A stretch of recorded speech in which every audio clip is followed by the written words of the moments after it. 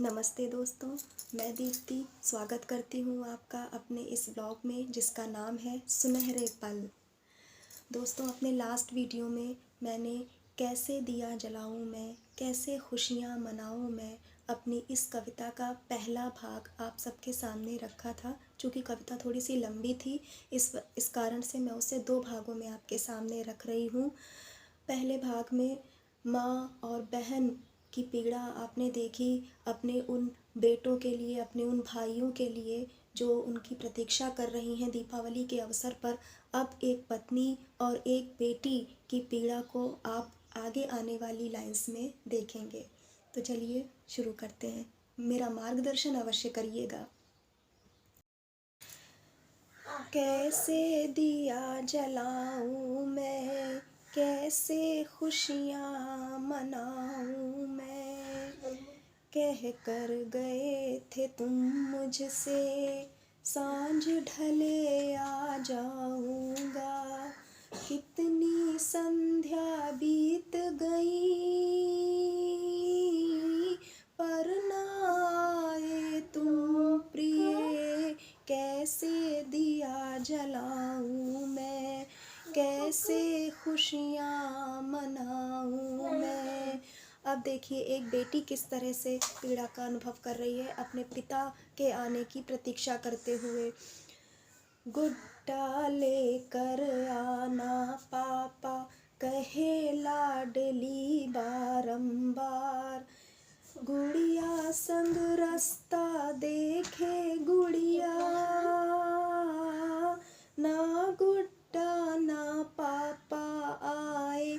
कैसे दिया जलाऊं मैं, कैसे खुशियाँ मनाऊं मैं।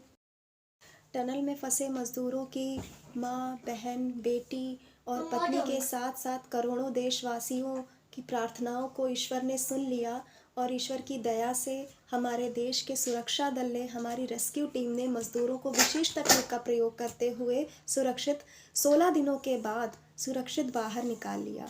तो अब इन सुखद क्षणों का अनुभव हम इन आने वाली पंक्तियों में करेंगे।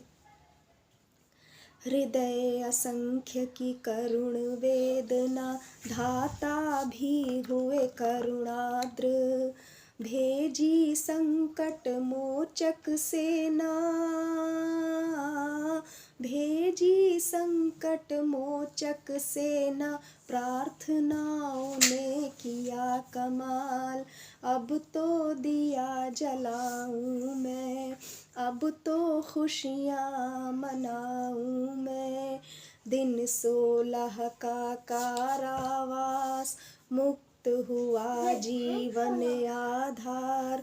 माँ बहन ए स्त्री बेटी की, माँ बहन ए स्त्री बेटी की।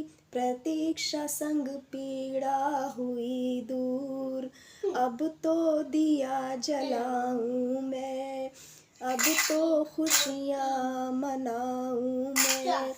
अंगना सजाऊं रास्ता सजाऊं,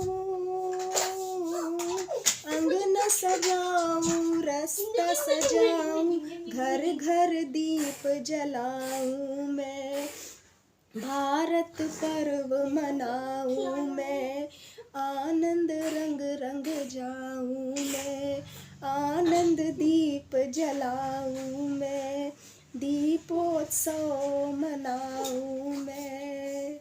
तो ये थी मेरी कविता जो मैंने लिखने का प्रयास किया है। उन मनोदशाओं को, विभिन्न मनोदशाओं को प्रस्तुत करने का प्रयास किया है। चलता का प्रसार और प्रचार हो रहा है वीडियो में, वो मेरे बेटा आ गया है इसलिए हो रहा है। तो चलिए अब हम मेरी इस कविता को सुनिएगा और इसमें जो भी सुधार की संभावना आपको दिखती है उसके लिए प्लीज़ मुझे मार्गदर्शन दीजिएगा और मुझे प्रेरित करते रहिएगा। मिलते हैं अगले व्लॉग में, तब तक के लिए नमस्कार।